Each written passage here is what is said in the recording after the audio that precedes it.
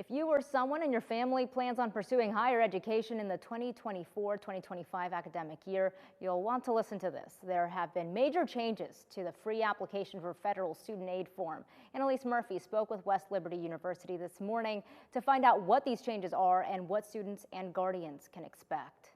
Sitting down and filling out the FAFSA was once a tedious and daunting task that could take hours to complete, and both parents and students needed to be available at the same time.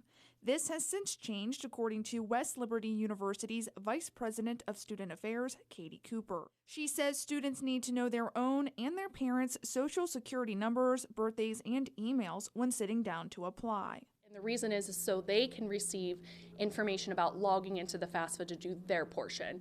It's no longer you sit at the computer, okay, now mom's going to sit down and do it. The student will only see the student portion, and the parent or the contributor will only see their portion. You may have noticed the form wasn't available in October like it had been in previous years. The application is now available for completion 24/7, and data shows nearly 1 million forms have already been filled out. Another notable change to the FAFSA this year is the number of questions. So previously, there used to be over 100 questions on the FAFSA. Now it's down to 36, which is a huge difference. I actually did a FAFSA just the other day, and it took me about 10 minutes. Federal deadlines for filling out a FAFSA remains June 30th, but the deadline has been changed for West Virginia. So students do not need to be in a rush or in a hurry. Usually it's March 1st for the Promise Scholarship.